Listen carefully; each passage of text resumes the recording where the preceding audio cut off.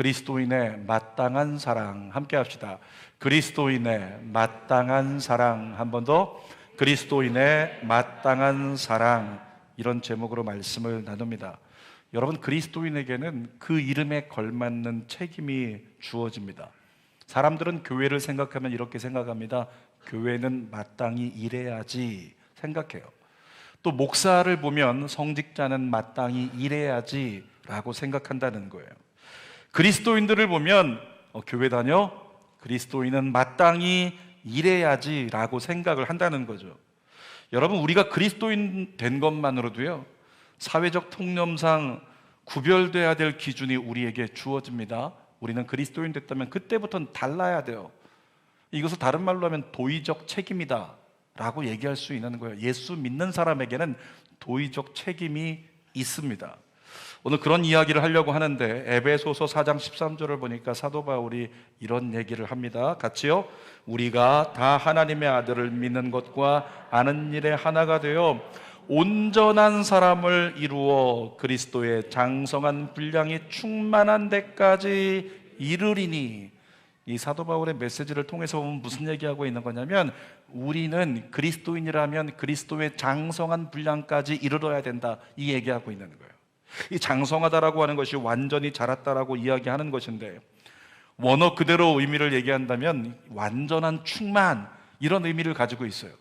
그러니까 사도 바울이 그리스도인에게 주는 메시지가 뭐냐면, 너희는 그 완전한 충만 되신 예수님처럼 예수님 닮아 살아야 한다. 따라합시다. 나는 그리스도인으로서 예수님을 닮겠다. 아멘. 그리스도인은 예수님을 닮아야 돼요. 여러분, 그런데 우리가 예수님을 닮는다라고 하는 기준을 얘기할 때 오늘 나 자신을 보면 실망스러워요. 예수님 닮지 못한 모습이 많기 때문에. 그러니까 어떤 의미를 가지고 있는 거냐면, 예수님 닮는 것이 우리의 목표. 아멘. 예수님 닮는 게 목표가 되고 우리는 그 목표를 향해서 계속 전진해 나가야 한다, 이 메시지를 사도 바울이 우리에게 주고 있는 거죠. 여러분, 이런 겁니다. 헬스클럽에 가입한 사람이 처음 안내를 받습니다. 여기는 이런 기구가 있고요, 저기는 이런 기구가 있습니다. 그런데 헬스클럽 가보신 분들은 아시죠? 지나가는 길목마다 벽에 뭐가 붙어 있어요? 벽에 열심히 운동한 사람들의 브로마이드가 걸려 있잖아요. 브로마이드 여성 어떤 운동가들의 사진이 걸려 있고, 또 브로마이드 남성 운동가들의 사진이 걸려 있습니다. 보셨죠? 막 이렇게 막 생긴 거, 그런 거. 그런 사진들 보면 어떤 마음이 들어요? 야, 나 이 헬스클럽에서 운동 열심히 하면 나도 저렇게 될 수 있겠다, 꿈꿀 수 있잖아요. 여러분, 그런데 그렇게 몸이 만들어진 사람들이요, 내려와가지고 헬스기구 운동하는 걸 봤는데 정말 세상말로 장난이 아니더라고요. 바벨을 이렇게 누워서 드는데 좀 마른 사람이라고 생각하는데도 100kg가 넘는 무게를 바벨을 막 드는 거예요. 제가 한 번은 운동하다가 어떤 한 분을 봤는데 이렇게 좀 체형이 좀 말랐고 키도 170이 안 돼 보여요. 그리고 그 남자분이 누워가지고 다리로 이 무게를 들어 올리는 운동을 하는데요, 키로수를 얼핏 제가 세봐도 한 240kg가 되는 것 같아요. 그 정도를 들어 올리고 있는 거죠. 조금 아까 제가 그 운동했거든요. 저 몇 킬로를 했냐면 80kg. 그러니까 순간 얼마나 비교되는 마음 가운데 마음이 안 좋아요. 그래서 조금 있다가 제가 누워가지고 한번 해보려고 120kg를 끼웠어요. 되더라고요. 160kg를 껴봤습니다. 되더라고요. 그 다음날부터 다리 아파가지고 못 걸었어요. 저한테는 안 되는 거예요. 아직 안 맞는 거죠. 여러분, 처음부터 몸짱들처럼 큰 중량을 들 수가 없는 겁니다. 처음에는 내가 할 수 있는 수준에서 최선을 다하는 것, 그게 중요한 거예요. 신앙생활도 마찬가지입니다. 교회 생활도 마찬가지입니다.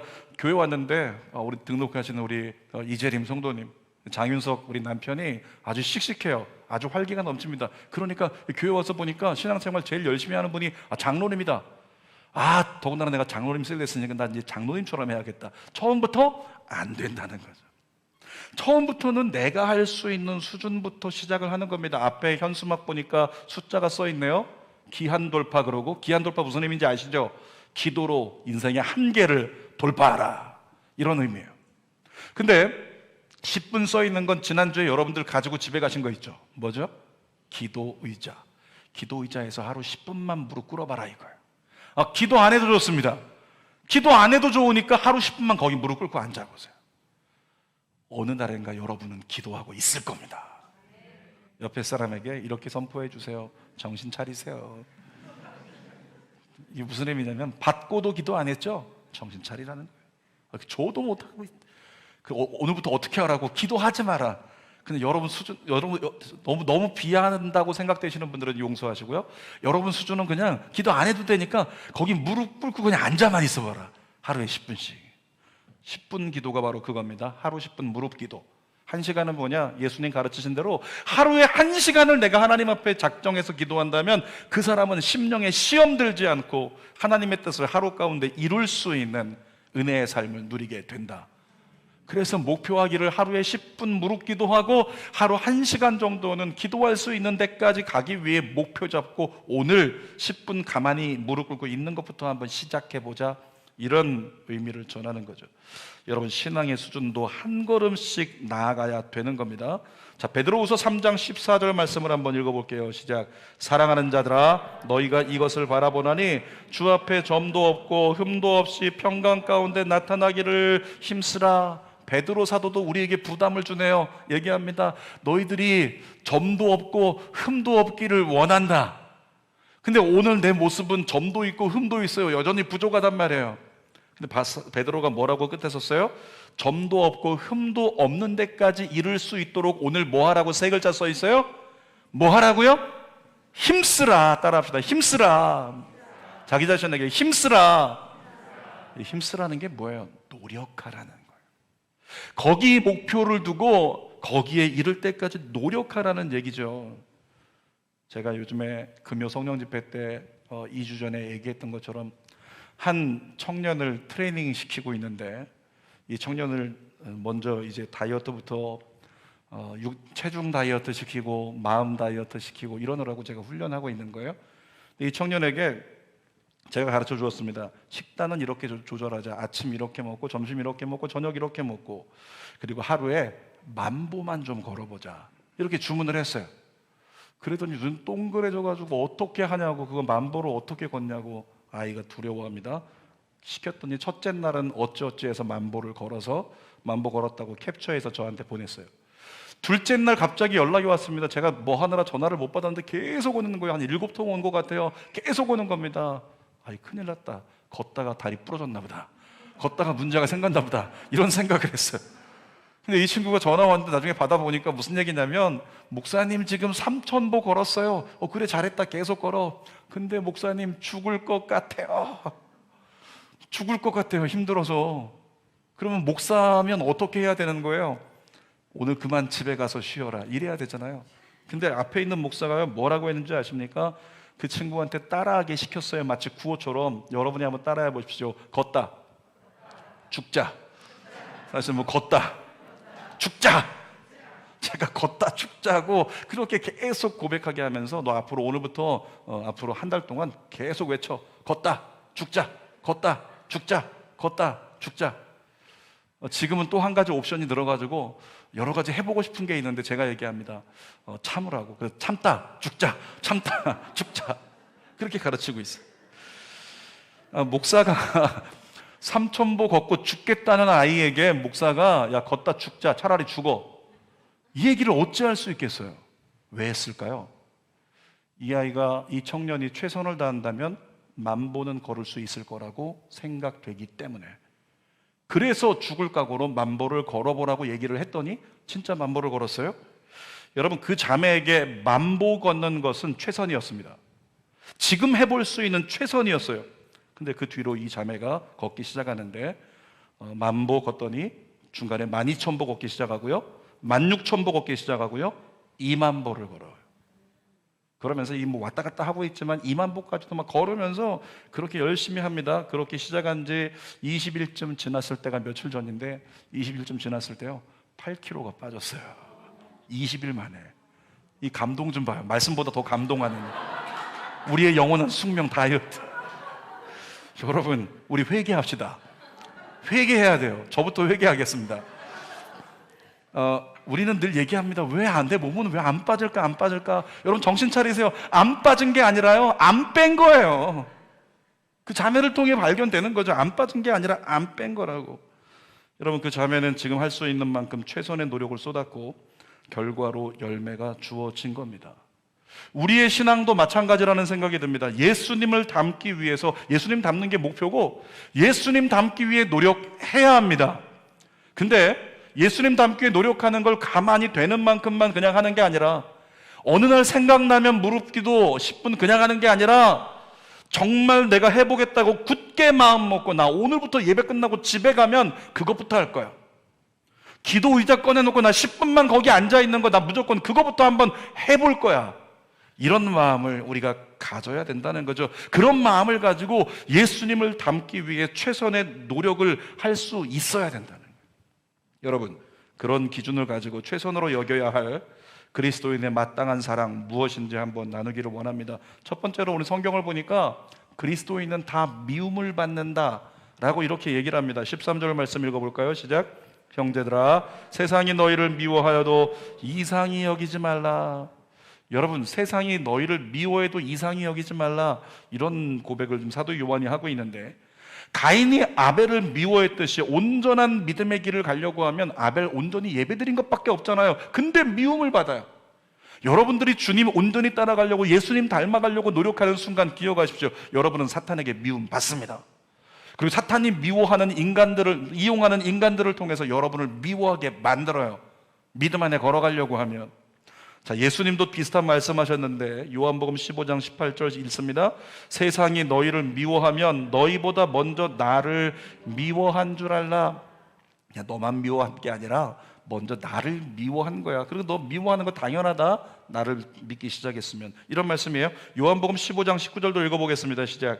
너희가 세상에 속하였으면 세상이 자기의 것을 사랑할 것이나 너희는 세상에 속한 자가 아니요 도리어 내가 너희를 세상에서 택하였기 때문에 세상이 너희를 미워하느니라.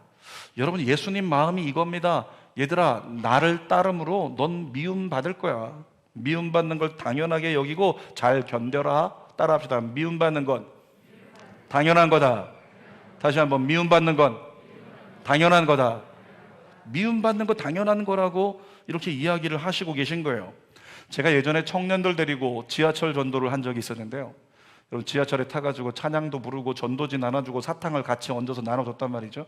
근데 어떤 형제가 정말, 와, 내가 복음을 전할 수 있다니 좋아가지고 이 전도지를 가지고 사탕을 인사하면서 나눠줬어요. 근데 어떤 연세가 있는 할아버지에게 이렇게 드렸는데 그 할아버지가 술을 드셨는지 갑자기 이 청년을 딱 붙잡고 놓지 않고 훈계하는 겁니다. 어디 시끄럽게 하고 말이야, 이렇게 사람 불편하게 하고 무슨 예수가 있다고 그러면서 막 꾸중을 계속 하는 거예요. 청년이 놔달라고 하는데 놔주지 않고 계속 핍박하는 겁니다. 그 청년이 시험 들어가지고 나 다시 전도 안 할 거라고, 그리고 이제 돌아갔어요. 제가 그 광경을 보고 전도에서 일어날 수 있는 영적 전쟁에 대해서 제가 교육을 했습니다. 그러면서 전도라고 하는 것은 생명을 살리는 일이기 때문에 죽이는 영인 사탄이 제일 싫어하는 게 전도다. 그래서 전도하려고 하면 사탄에게 미움받고 사탄이 사람을 이용해서 우리를 공격할 거다. 미움받는 것 당연한 거다. 핍박받는 것 당연한 거다. 그리고 가르친 거예요. 여러분, 그랬는데 그 뒤에 다시 전도를 참여하는데 이 청년이 마음이 달라졌어요. 속으로 계속 되뇌이는 겁니다. 미움받는 거 당연한 거다, 핍박받는 거 당연한 거다. 이러고 나가서 복음을 전하고 있는데 지하철에서 똑같이 전도지와 사탕을 나눠줄 때 갑자기 어떤 한 남자분이 그냥 가래침을 갖다가 몰아가지고 그 형제 신발에다 뱉어버렸어요. 패하고. 그 신발 위에 그 깨끗한 거기 위에 막 묻어 있으니까 얼마나 마음이 화가 나고 상심되겠습니까? 근데 이 형제가요, 시험이 안 들어요. 마음이 안 상해요. 그 순간에 그거 쳐다보면서 고백합니다. 미움받는 거 당연하다, 핍박받는 거 당연하다. 그러면서 마음이 괜찮더라고요. 사랑하는 여러분, 예수 믿는 사람은 예수 안 믿는 세상 사람들에게요, 핍박받고 미움받게 되어 있습니다. 다 그런 일이 일어난 건 아니지만 그런 일이 일어날 때 기억하시라고요. 미움받는 게 당연하다, 핍박받는 게 당연하다. 그런데 이 미움과 핍박이라고 하는 게 세상에서만 일어나냐고요? 그렇지 않습니다. 가정에서도 일어나고 교회 안에서도 일어나요. 사단이 교회 안에서 서로 시기해가지고 질투하게 하고 갈등하게 하고 그러면서 서로 손가락질하고 판단하게 하고 정죄하게 하고 서로 미워하게 해서 교회 안에 있는데 원수가 돼버리는 이런 일들도 많이 일어난단 말이죠. 자, 그들에게 오늘 본문의 사도 요한이 뭐라고 하는지 한번 읽어볼까요? 14절 읽습니다. 우리는 형제를 사랑함으로 사망에서 옮겨 생명으로 들어간 줄을 알거니와 사랑하지 아니하는 자는 사망에 머물러 있느니라. 여러분, 이게 무슨 얘기냐면 우리가 만약에 믿음의 공동체 안에 있는 형제들을 사랑한다면 사망에서 생명으로 들어간 줄 알게 될 거다. 정말 구원받은 증거로 알게 될 거야. 그런데 만약에 믿음의 공동체 안에 있는 형제를 사랑하지 못하면 그는 사망에서 생명으로 옮겼다는 증거를 찾을 수가 없다. 그러니까 구원받지 못했을 가능성도 있다. 이런 얘기를 하고 있는 거죠. 그런데 그 대상이 되는 형제요, 믿음의 형제를 사랑함으로 이렇게 써 있는데 대상이 되는 믿음의 형제들이 내 마음에 좋을 수도 있지만 좋지 않을 수도 있단 말이에요. 내 마음에 드는 사람도 있지만 들지 않는 사람도 있고, 교회 안에 있지만 나에게 사기친 사람도 있고, 교회 안에 있지만 나를 못되게 하는 사람도 있고, 나를 무시하는 사람도 있다는 거예요. 정말 나를 미워하는 사람도. 그런 사람이 있는데도 불구하고 주님은 말씀하시는 겁니다. 너를 미워하는 자일지라도 그를 뭐라고요? 네가 그를 사랑한다면 넌 구원받은 자고, 네가 그를 사랑할 수 없다면 넌 구원받지 못할 수도 있다. 그런 얘기하고 있는 겁니다. 여러분, 이 개념을 하나님이 세우신 교회라는 공동체를 이해하면 미움을 이겨낼 수 있다고 얘기를 해요. 저는 잠결에요, 자고 일어나면 사모님이 얘기합니다. 아니, 밤에 뭐 했냐고, 어디 갔다 온 거냐고, 누구하고 싸웠냐고 저한테 자꾸 그렇게 얘기를 합니다. 왜냐하면 자고 일어나면 온몸에 상처가 생겨요. 제가 두꺼운 옷을 입고 자야지 여름 돼가지고 그냥 이거 위에 거 벗어버리고 자면은 자고 일어나면 세상에 제가 이게 50견도 있어가지고 손이 안 가거든요. 뒤에 손이 안 가는데 안 닿는 자리에 자고 일어나면 거기 상처가 쭉 가 있는 거예요. 마치 밤에 귀신이 와가지고 싸운 것처럼 그렇게 자국이 나 있는 거죠. 근데 어느 날 한 번은 그렇게 몸에 이쪽에 상처가 있어가지고 왜 상처가 났을까? 샤워하다 따가워서 아픈 거예요. 근데 오른손을 보니까 오른손 손톱에 피가 묻어 있는 거죠. 피가. 어떤 인간이 범인이에요? 오른손이 범인이었어요. 이 오른손을 찍어버려야 돼. 여러분, 제 왼쪽 어깨에 상처가 났는데 오른손 손톱으로 거기를 긁어버린 거죠. 한 5cm 정도 상처가 패였는데 살점이 떨어져 나가면서 피가 여기 고인 거예요. 전날 저녁에 손톱을 깎고 잤는데 그 다음에 뭐 해야 됩니까? 갈아야 되잖아요. 대충 알아서 갈아지겠지 뭐 생각하고 그냥 잤는데 그 날카로운 손톱이 제 몸을 긁어버린 거죠. 그래가지고 제가 어떻게 했을까요? 그날 아침에 잠깐 시간 내서 막대기 들고 한쪽에다 이 손 묶어놓고요, 이 막대기 들고 이 손을 갖다 두들겨 패는 거. 만약에 그랬다면 어떻게 됐을까요? 저는 스스로 자해하고 있는 이 정신병자 취급받겠죠. 여러분, 그렇게 하지 않습니다. 그렇게 찍어내지 않고 때리지 않습니다. 내 몸에 상처를 냈지만 왜 그렇습니까? 내 몸이기 때문에, 한 몸이기 때문에 그런 거예요. 자, 성경에 그런 이야기를 교회를 향해 하고 있어요. 고린도전서 12장 12절 읽겠습니다. 몸은 하나인데 많은 지체가 있고 몸의 지체가 많으나 한 몸인 것 같이 그리스도도 그러하니라. 몸은 하나, 이 몸이 교회인데 몸은 하나인데 지체가 많대요. 에베소서 5장 30절이요 시작. 우리는 그 몸의 지체임이라. 여러분, 각 사람이 교회라는 한 몸을 이루고 있는 지체라고 말씀하고 있죠. 자, 고린도전서 12장 26절 시작. 만일 한 지체가 고통을 받으면 모든 지체가 함께 고통을 받고 한 지체가 영광을 얻으면 모든 지체가 함께 즐거워하느니라. 그것이 교회래요. 여러분, 교회 생활하다가 가장 마음이 힘들어질 때가 있는데 그때가 언제냐면 사람 때문에 시험 들 때입니다. 그런데 원론적으로 보면 사람 때문에 시험 드는 사람은요, 사람을 믿은 당사자가 먼저 잘못이다 이렇게 얘기를 해요. 사랑하는 여러분, 사람을 믿지 마십시오. 옆에 사람 째려보세요. 속으로만 얘기하세요. 널 믿지 않아. 널 믿지 않아. 교회 안에 있는 성도들도 믿지 마세요. 주의 종의 메시지는 믿고 주의 종은 믿지 마세요. 위험한 얘기. 사람을 믿지 말라고요. 사람을 믿으면 사람을 통해 나중에는 마음이 상하고 시험당하는 일이 너무 많다는 거예요. 따라합시다. 사람은 믿을 대상이 아니라 섬길 대상이다.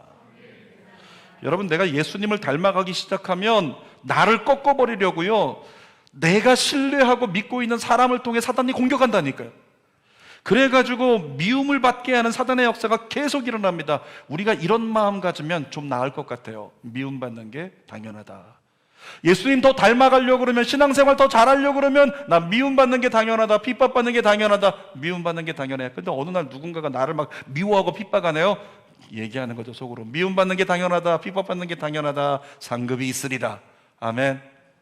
그런 마음을 가지고 사람을 대하면 사람 때문에 시험 들진 않는다는 거죠. 자, 그런데 예수님을 보니까요, 예수님은 이 모든 인간의 한계를 초월하셨어요. 자, 두 번째로, 나를 위해 목숨을 버리신 예수님을 오늘 본문이 증거하고 있는데, 여러분, 우리가 예수 믿고 구원받기 직전에 어떤 상태였을까요? 우리는 죄인이었다고 얘기합니다. 로마서 5장 8절입니다. 시작. 우리가 아직 죄인 되었을 때에 그리스도께서 우리를 위하여 죽으심으로 하나님께서 우리에 대한 자기의 사랑을 확증하셨느니라. 쉽게 표현합니다. 예수님께서 우리를 위해 죄사함을 허락하시면서 대신 죽으실 때 우리는 어떤 상태였다고요? 아직 죄 가운데 있을 때 어떤 죄일까요? 예수님 미워하고, 예수님 핍박하고, 예수님 멸시하고, 내가 예수님 막 공격하고 있는데 예수님이 가까이 오셔서 오히려 나를 위해 죽어주셨대요. 그것이 우리를 위한 예수님의 사랑이었다는 거죠. 오늘 본문의 16절에 이렇게 얘기합니다. 시작. 그가 우리를 위하여 목숨을 버리셨으니 우리가 이로써 사랑을 알고 우리도 형제들을 위하여 목숨을 버리는 것이 마땅하니라. 여러분, 거기에 어떻게 얘기할 수 있냐면, 그가 그를 미워하는 나를 위해 목숨을 버리셨으니 우리도 나를 미워하는 형제를 위해 목숨을 버리는 것이 마땅하니라. 아멘입니까? 아멘이 잘 안 나오죠. 나를 핍박하고 나를 미워하는데 내가 왜 그 인간을 위해 목숨을 버리냐? 여러분, 지금 당장 뛰어나가가지고, 아, 그렇구나, 우리 서로를 위해 죽는 게 맞는 거구나, 그래서 뛰어나가서 갑자기 그냥 목숨 버리고 당신을 위해 내 심장을 줄게요, 당신을 위해 내 간을 드립니다, 이렇게 하라는 게 아니고요, 정말로 서로를 그만큼 사랑할 수 있는 걸 목표 삼고, 그리고 오늘 내가 할 수 있는 수준에서 그렇게 생명과도 같은 것을 나눌 수 있는 그 삶을 살라는 게 오늘의 요지입니다. 여러분, 물질 문명 사회를 살아가는 저와 여러분들에게 없어서는 안 될 것, 생명 같은 것이 있어요. 뭐니 해도 뭐가 있을까요? 생명과도 같이 여기죠. 이거 없으면 안 됩니다. 그게 뭐예요? 남들에게 절대 줄 수 없는 거, 그냥 줄 수 없는 거, 돈이잖아요. 돈. 물질이요, 물질. 성경은 물질을 생명처럼 여겨요. 그래서 성경에 뭐라고 얘기하냐면, 야, 물질이 있는 곳에 너의 마음이 있다. 잠언에 뭐라고 얘기하냐면, 생명의 근원이 마음에 있대요. 그러니까 결국에는 생명이라고 하는 것이 물질과 같은 수준의 것으로 하나님은 우리에게 설명하고 계시더라는 거예요. 우리는 물질에 대해서 나의 소유권을 주장합니다. 아무리 성도끼리라도 지갑 공유하지 않습니다. 이건 내 거기 때문에 안 되는 거죠. 아무리 사랑한다고 고백해도 안 되는 것입니다. 그런데 하나님은 물질에 대한 소유권을 분명히 밝히고 계세요. 신명기 8장 18절 읽어봅시다. 시작. 내 하나님 기억하라. 그가 내게 재물 얻을 능력을 주셨습니다. 따라합시다. 내가 버는 것은 하나님이 주셔서 버는 것이다. 그러니까 엄밀히 따지면 하나님이 베풀어 주신 걸 내가 가서 모아온 게 물질이라는 거예요. 그러니까 그 소유권이 사실은 누구에게 있냐면 하나님께 있다는 거죠. 여러분, 이걸 깨달으면요, 물질에 욕심 부리지 않게 된다는 겁니다. 자, 그리스도인의 마땅한 사랑은 뭐냐면 형제를 위해 목숨을 버리는 사랑이지만, 오늘 사도 요한이 우리에게 얘기하는 게 그 시작은 말이야 물질이야 라고 얘기하고 있어요. 17절을 볼까요? 17절 정확히 읽어보겠습니다. 시작. 누가 이 세상의 재물을 가지고 형제의 궁핍함을 보고도 도와줄 마음을 닫으면 하나님의 사랑이 어찌 그 속에 거하겠느냐. 사랑하는 여러분, 어려움을 당한 사람이 있는데 말로만 사랑한다고 얘기하고 그 사람을 위해서 조금이라도 내 것을 나눌 생각이 없다? 이건 사랑이 아니라는 거예요. 그건 가짜라는 거죠. 그렇게 사랑하지 못하면 어쩌면 그는 하나님을 알지 못하는 사람과 다를 바 없다고 이야기하고 있는 거예요. 그러면서 사도 요한이 18절에 강력하게 경고합니다. 시작. 자녀들아, 우리가 말과 혀로만 사랑하지 말고 행함과 진실함으로 하자. 여러분, 말과 혀로만 사랑하는 건 누구나 할 수 있는 겁니다. 근데 말과 혀로만, 이 말로만 사랑한다, 사랑합니다, 사랑합니다, 옛날에 얘기했죠. 이건 누구하고 똑같다고요? KT 직원하고 똑같다고요. 말로만 사랑하지 말고 진짜 사랑하면 뭐가 열려야 된다? 지갑이 열려야 된다고 얘기했었어요. 진짜 사랑하면 그의 궁핍함을 보고 내가 나눌 수 있는 건 나눌 수 있는 자가 되라 얘기를 했었잖아요. 여러분, 그런데 지금 사도 요한이 경계하고 있는 게 누구냐면 영지주의자들입니다. 이 영지주의자들은 영은 선하고 물질은 악하다, 물질에 속한 몸이 악하다는 거예요. 그러니까 신앙 고백하면서, 신앙생활하면서 사랑합니다, 축복합니다 이렇게 얘기하는 건 선한 거고, 육으로서 나가서 나눠주지 않는다고 해서 그게 나에게 큰 문제가 되는 게 아니다. 육이 행한 건 이미 악한 거기 때문에 선한 일을 베풀지 않아도 상관없어. 영지주의자들은 이렇게 살았단 말이죠. 그러니까 신앙만 있고 신앙의 행동이 없었던 거, 영지주의자들의 가르침이에요. 사도 요한이 그래서 얘기합니다. 교회는 그러면 안 돼. 예수님이 말로만 했냐? 예수님이 생명 바쳐서 너희를 건져 주었잖아. 예수님을 내어 주었잖아. 너희도 내어 주어야지. 그게 교회다. 사도 요한이 요한일서를 통해서요, 그거 가르치고 있는 거예요. 여러분, 예수님은 여러분을 위해서 당신의 목숨까지 내어 주셨습니다. 그렇다면 저와 여러분이 예수님을 정말 사랑한다면 예수님의 말씀과 하나님의 뜻이 있는 곳에 여러분의 생명을 내어놓을 수 있어야 되는데, 이 생명이 무엇과 같다고요? 물질과 동급이라고요. 내가 가지고 있는 물질을 하나님의 뜻이 있는 곳에 내어줄 수 있어야 된다. 이 이야기를 성경에서 강조하고 있는 거죠. 교회 헌금 많이 하라는 이야기가 아닙니다. 내 주변에 있는 형제들의 재정적 상황을 안다면 적더라도 나누며 살라, 이렇게 말씀하고 있는 겁니다. 혹시 나를 미워하는 형제가 있더라도 어떻게 해요? 같이 미워하지 말고, 속담에도 있잖아요. 미운 놈 떡 하나 더 주자. 이 마음을 가지고 주는 교회는 좋은 게요, 봉투 중에 후원금 봉투라는 게 있어요. 여기에 인도네시아 후원 쓰면 인도네시아로 보내지게 되죠. 근데 여기에다가 가장 쉬운 방법, 이렇게 쳐다보는 겁니다. 한번 둘러보는데 보니까 우리 아무개 집사님 보니까 지금 한 달째 옷이 똑같네, 없나 보다 생각을 해서, 예를 들면 주변에 있는 사람 보니까 좀 힘든 것 같아요, 어려움을 당한 것 같아요. 그러면 그 사람을 위해서 내가 나눌 수 있는 것 많이도 필요 없습니다. 내가 나눌 수 있는 것 격려가 될 수 있다면, 그래서 후원금 봉투에 아무개 이름을 써가지고 후원금이 들어가면 재정부에서 후원금으로 들어온 건 다 그 사람에게 전달해 주거든요. 어느 한 성도가 예배 끝나고 갔는데 세상에 재정부에서 연락이 온 거예요. 집사님을 향해서 이렇게 누군가 후원을 하셨다고. 여러분, 그거 받아들 때 얼마나 위로가 될까요? 얼마나 힘이 들까요? 그 사랑을 나누며 살라고, 그것이 정말 목숨을 내어주는 사랑의 시작의 첫 단추라고 사도 요한을 통해 하나님이 우리에게 가르쳐 주시는 겁니다. 미운 사람 있어요? 미운 사람 이름으로 진짜 미워해 보세요. 혼쭐 내주세요. 어떻게? 후원금으로.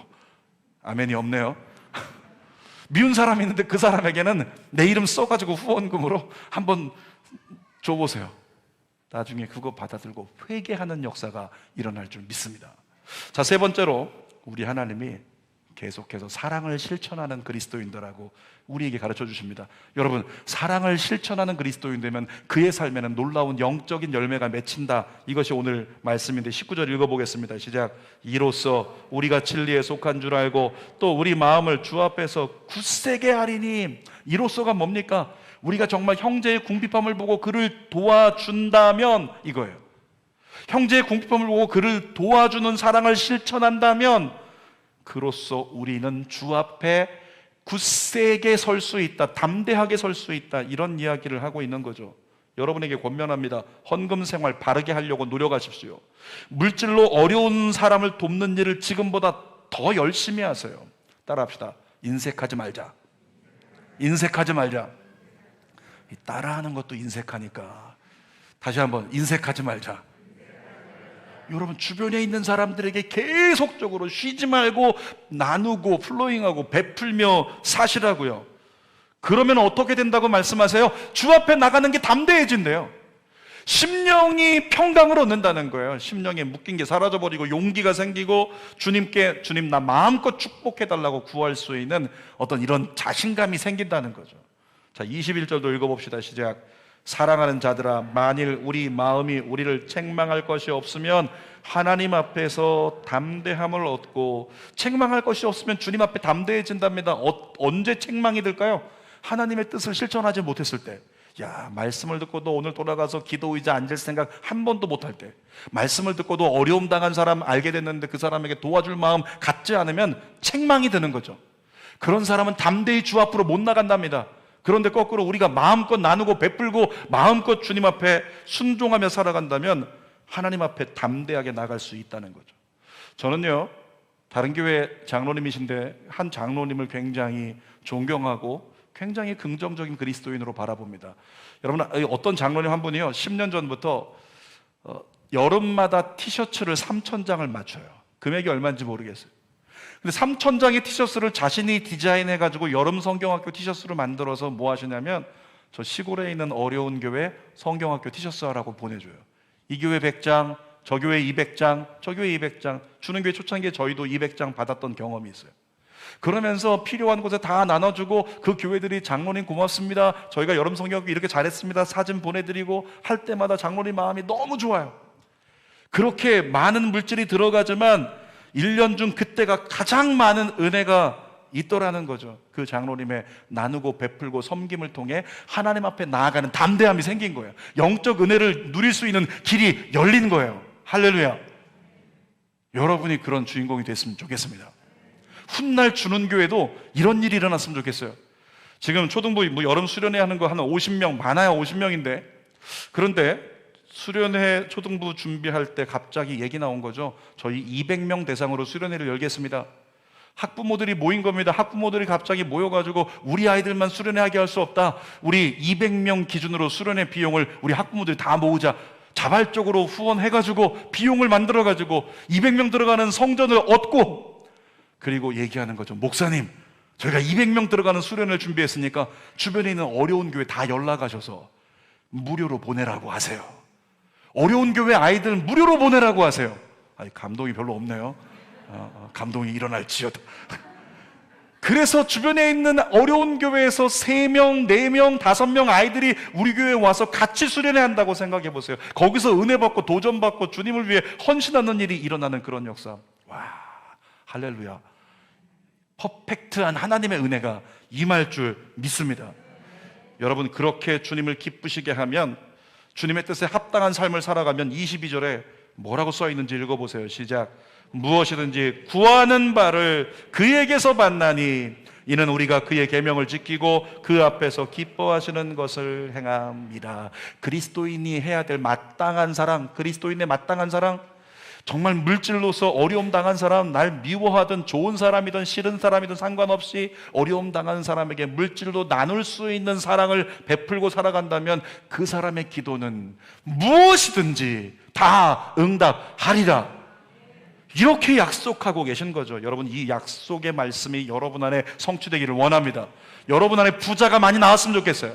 더 많은 플로잉이 일어났으면 좋겠습니다. 구하는 것마다 응답받는 역사가 여러분에게 일어나기를 원합니다. 그리고 마지막으로 사도 요한이 그리스도인이 마땅히 행할 것에 대해서 23절에 명확히 가르쳐 줍니다. 23절 읽어볼게요. 시작. 그의 계명은 이것이니 곧 그 아들 예수 그리스도의 이름을 믿고 그가 우리에게 주신 계명대로 서로 사랑할 것이라. 예수 이름을 우리가 열심히 믿고 그 믿는 증거로서 이웃을, 서로 믿음의 형제들을 사랑하는 것. 어떻게? 말로만이 아니라 정말 내게 소중한 것을 그에게 나눠주면서 사랑하며 산다면 그 사람의 기도는 다 들어줄 거고 그 사람의 예배는 정말 항상 은혜로 열릴 것이다. 저희 여러분의 내일에 그런 은혜가 누려지기를 주님의 이름으로 축원합니다. 설교 결론입니다. 오늘 그리스도인의 마땅한 사랑이라는 마음을 나눴습니다. 제가 한 가지 말씀을 드리면요, 제가 신학 처음 이렇게 공부할 때 다니던 거 학교도 그만두고 이제 모든 걸 내려놓고 날 부르신 분은 하나님이시고 신학을 해야 되는구나. 다시 신학을 시작을 하는데 제가 교육전도사를 했어요. 근데 교육지원에서 한 달에 받는 사례비 그때 40만 원이었어요. 갑자기 아기가 나왔습니다.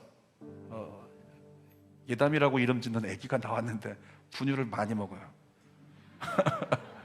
근데 이 아이를 이제 키워야 되니까 40만 원 갖고 너무나 쪼들리는 거죠. 그래서 사모님이 여기저기 막 힘들게 레슨 다니고, 저는 막 그냥 억지로 막 그냥 어쩔 줄 몰라서 기도하고 그러고 있는데, 어느 날 누군가가 봉투를 하나 건네줬어요. 봉투에 10만 원 들어있었고요, 그 10만 원 봉투에 이렇게 써 있었습니다. 2년간 후원하겠습니다. 2년간 매월 10만 원씩 후원하겠다는 거예요. 여러분, 그 봉투 들고 제가 얼마나 울었는지 몰라요. 왜? 제가 집에 가져갈 수 있는 거 40만 원밖에 없는데 거기에다가 10만 원은 엄청 큰 거잖아요. 11조 4만 원 하고 나면 36만 원 남는데, 이 10만 원이 늘어버려가지고 11조 5만 원 하고 나면은 45만 원이 남아있네요. 그래서 좋아가지고 어쩔 줄 몰라서 울다가 제가 하나님께 기도했어요. 하나님, 저 나중에 제가 나눌 수 있을 때요, 제가 정말 많이, 더 많이 나누고 베풀게요. 그렇게 기도하고 실제 나중에 정식 사역자가 되었을 때 제게 있는 것으로서 기회 될 때마다 계속 나눴어요.